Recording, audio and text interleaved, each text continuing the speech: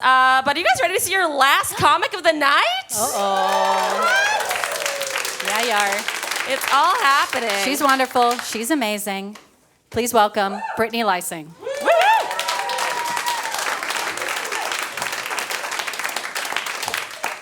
Oh, right on. Keep it going for everybody you've seen on the show tonight. Yes. I love that movie. I'm not going to lie to you. I cried the whole way through. One small detail you should know about me watching that movie is that before I went, my mom invited me, and I was like, I love hanging out with you. And she was like, yeah, I love hanging with you too. Also, I just made pot cookies for the first time, and I don't know who else to ask to test them. And I was like, I never thought this conversation was going to come up in our relationship. So I just cried at parts that weren't sad in that movie the whole time. I was like, I'm so hungry. I'm excited to be here. This is fun. This is the spring fling. This is what I came up that was springish in my collection. Yeah. Springish. I don't know. I feel like I'm a divorced woman on a cruise ship.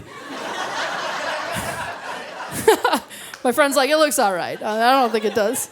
I painted my toenails and then I just wore closed-toe shoes. That's who I am right now. That's who I am in this environment. I'm excited to be here, though. It's been a good year for me. You guys ever sleep with somebody so much more attractive than you that you have to stop them halfway through just to be like, hey, thanks for doing this. Mommy needed this. It's the second time this year I've realized I am not a 10. The first time is when I fell in a bar. You want to know what happens when you're not good looking and you fall in a bar? Nothing. No one gives a shit. I feel like a pretty girl falls in a bar, somebody catches her. That's a story they tell at their wedding. I fell in a bar, that was just the story they reminded me of at my intervention.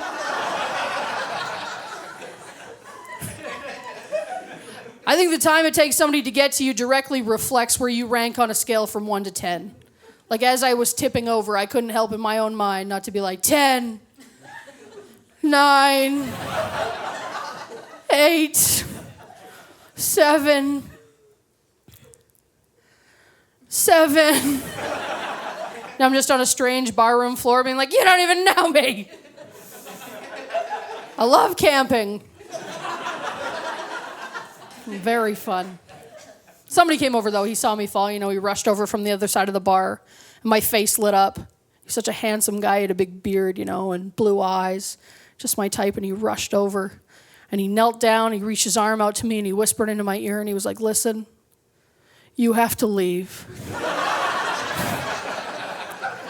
I was like, do you work here? He's like, no, but you're embarrassing yourself. He's like, take your friends and go. I was like, I came alone. He's like, I know, sweetheart.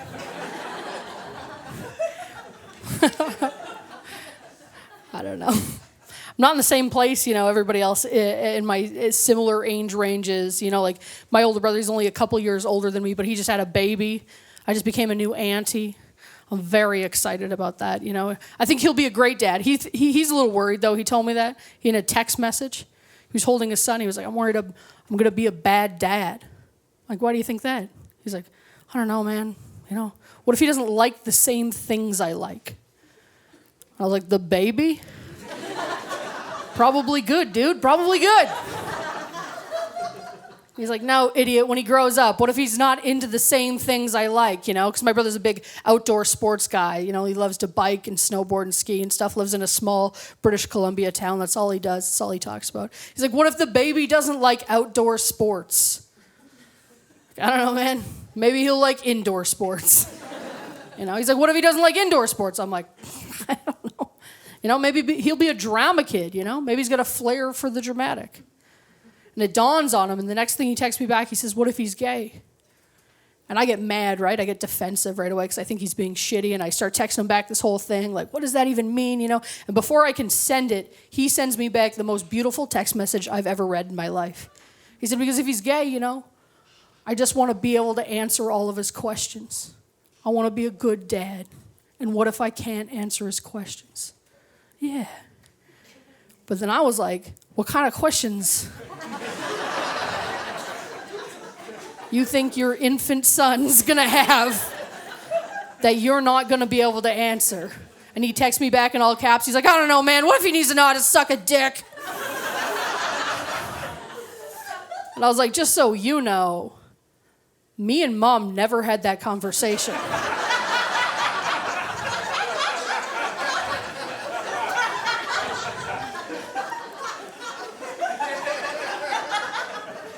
Did you and Dad have that conversation?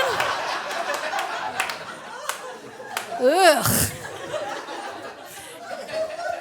Gag me a river. I was wondering why there were so many half-cut papayas all over the house. Some of these are just for me. Some of these are just for me. I don't know, but I am getting older, and there are slight changes in my life and slight changes in my brain that I've noticed. One of them is that everything pisses me off. Everything bugs me on a new level. Things that never bothered me before drive me crazy. I heard a radio commercial the other day for Tim Hortons that blew my mind. Guy on the radio comes on, he goes, here at Tim Hortons, we believe that you, the customer, deserves a fresh cup of coffee in every pot of coffee. So as soon as we're done brewing that pot of coffee, we immediately change the filter. Then I was like, yeah.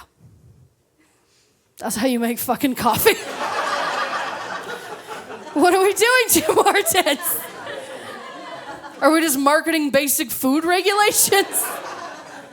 That's not even my favorite part of that scenario. My favorite part is knowing that at some point there were 30 people sitting around a boardroom table somewhere downtown Toronto to get that commercial on the air.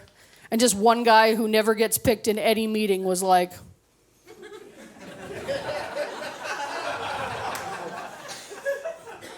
and they were like, McTavish? And with all his courage, he was like, you guys just think we should tell him we changed the filters? And then 29 other full-grown adults were like, to the radio. The people must know. That to me is like if you walked into a hospital, the nurse grabbed you by the hand, walked you down a long, dark hallway, pointed to a bed and said, here, lay down here. Oh, you should know that the last person who stayed in this bed died of a very infectious disease. But here at the hospital, we believe you, the patient, deserves a fresh pair of sheets in every bed. And then they put it on the radio. Oh, Tim Hortons. They do a million things that bug me. Another thing is steeped tea. It's just tea. You guys, who here, round of applause, knows what steeping tea is? Yeah. I feel like that's 75%. You know, I'm about to blow 25% of your minds. Steeping tea is just when you take a bag of tea, then you put it in hot water until it's tea. That's it. Steeped your first cup of tea, Vancouver. Unless, of course, they want me to put the bag in my mouth and drink hot water. The original tea bag. I think tea's fine, McTavish. I think it's fine. I don't know. I don't go to Tim Hortons anymore, though. It's got nothing to do with that commercial. It's got nothing to do with the tea or the coffee. It's got everything to do with the lineup and the woman in front of you in the lineup at 7 o'clock every morning in every Tim Hortons across Canada who has to turn around and involve you in her shitty life. And you can feel her turning, too. You're like, oh, turn around, Deb. I call her Deb. She's always a sassy Deb in a Tim Hortons. And, you know, she's just going to be like, it's cold. And you're like, it's fucking February, Deb. We're all cold. But I must have looked really grumpy one time because I walked into a Tim Hortons and I got a real sassy Deb. And she turned around before I could say anything to her. Right away, she gets in my face. She goes, excuse me? You having a bad day? I was like, do we know each other? She goes, no, you got a grumpy look on your face. You having a bad day? I said, yeah, I guess I am. Yeah. Having a bad day. She goes, you want to know what I like to do when I'm having a bad day? I said, nope. Not really. She goes, come on. She goes, be a good sport. What I like to do when I'm having a bad day is I like to close my eyes. I like to picture my idea of a perfect day. And just that tiny little part of my heart that still believes in magic was like, if I close my eyes and she disappears, I will shit my pants in this Tim Hortons. But you know what? That's not what happened. I closed my eyes. She was right. I was wrong. I realized this. My idea of a perfect day is very attainable. Because my idea of a perfect day is just, I don't know. Maybe I get to sleep in, right? No alarm clock. Maybe a stranger comes over between the hours of 1 till 2 and fucks me through a hole in my sweatpants.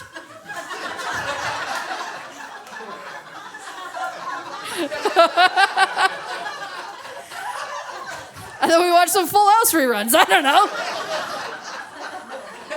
Sounds like a pretty good day to me. Oh, man. I love doing this. This is the funnest job in the world. This is my favorite thing in the world to do is tell jokes in different towns. Every time you go to a new town and it exceeds your expectations, that's my favorite scenario. A couple weeks I was in Moose Jaw, Saskatchewan. Yeah, Moose Jaw, baby. The tunnels. You know.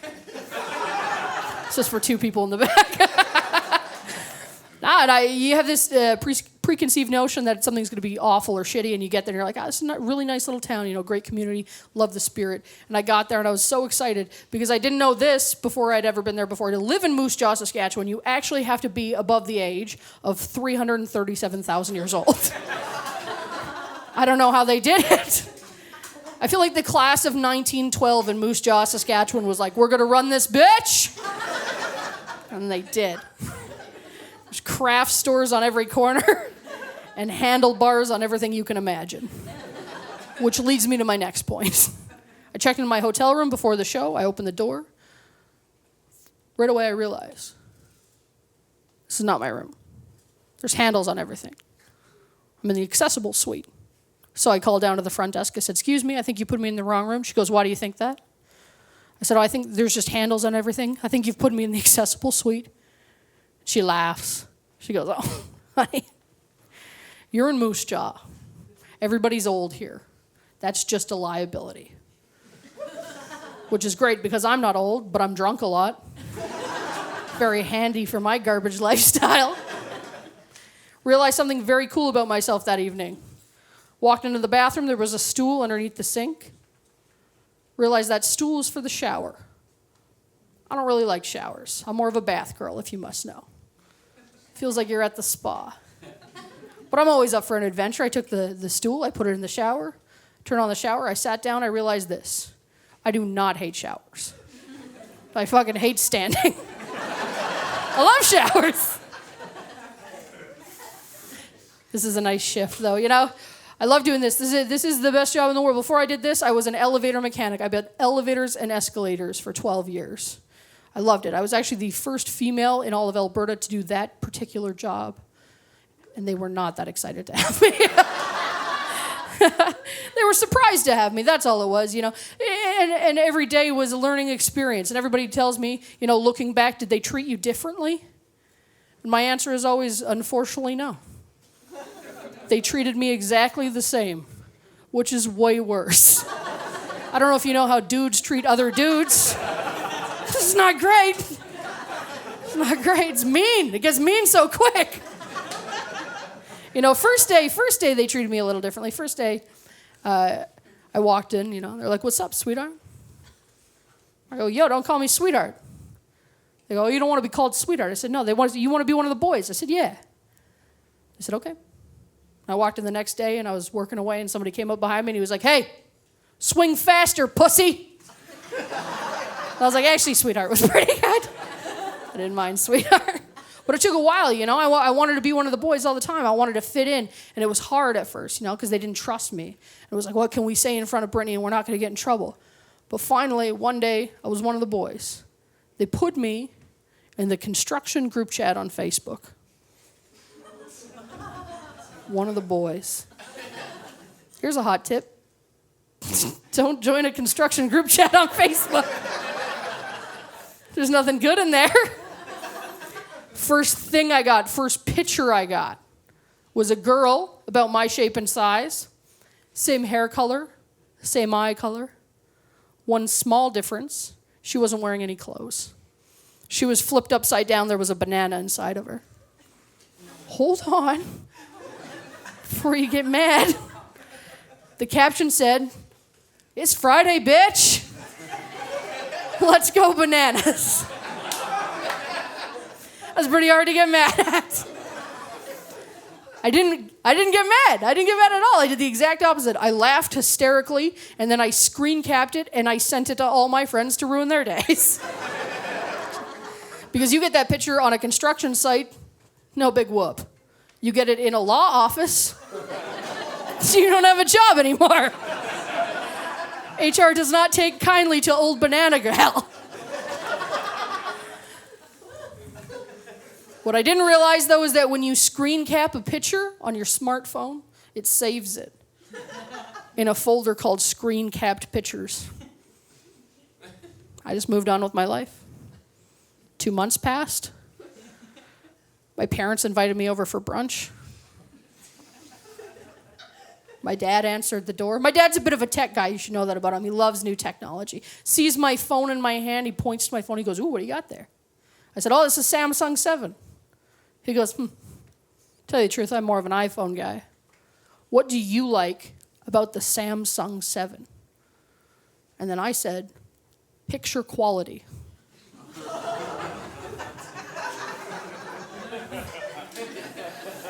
And he said, "Can I see?" And I said, "I can't fathom why not."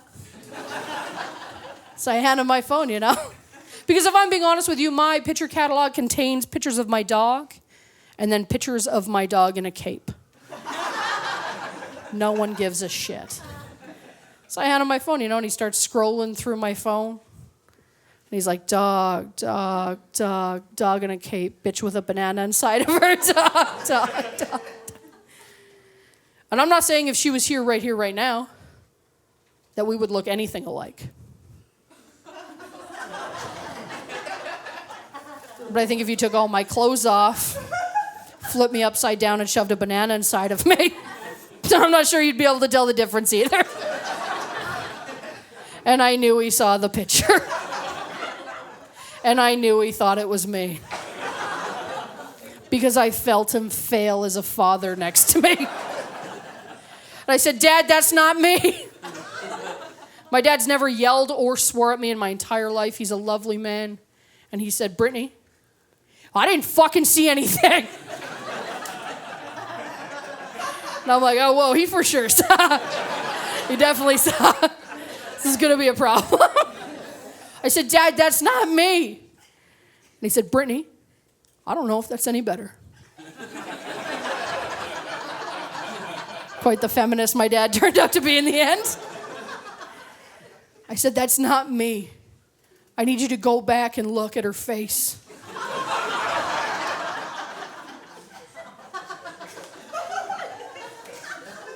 And I watched a broken man say, "I don't want to. I don't want to look at her face." I said, "I need you to know." So I handed him back my phone. And I start scrolling through my phone. And he gets back to the picture. And he zooms in on her face. He looks at my face. He looks back at hers. He smiles. He says, "It's Friday, bitch. Let's go bananas."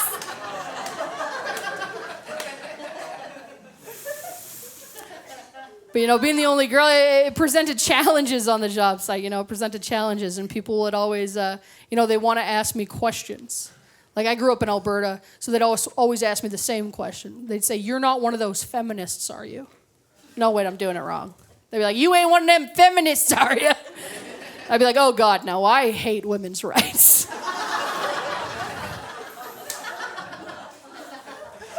And I had a fellow one time, he goes, "No, I'm serious, I'm serious. Do you believe in equality?" I said, "Yeah, I think I believe in equality." He goes, "Equality, straight across the board." And I go, "I don't know what we're doing." I think so. And he goes, all right, well, tell me this then. Let's say you're in a burning building. Would you want a female firefighter to come and rescue you? And I was like, I don't know if you know this about your story, but I'm in a burning building. Yeah, it's fucking hot in here. Tell her to come get me. And quick.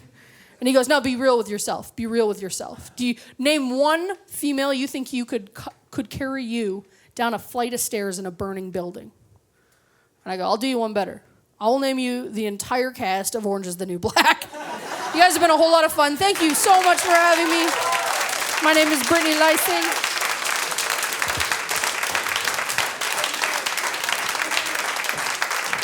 Oh, man. Brittany going Lyseng, for everybody. It's Brittany, bitch. I would pay money to have the entire cast of The Orange is the New Black carry me anywhere. Oh, absolutely. That would be amazing. Is that a thing we can get? I don't know. I'm in. Kickstarter alert. Hello, Here we a go. Kickstarter.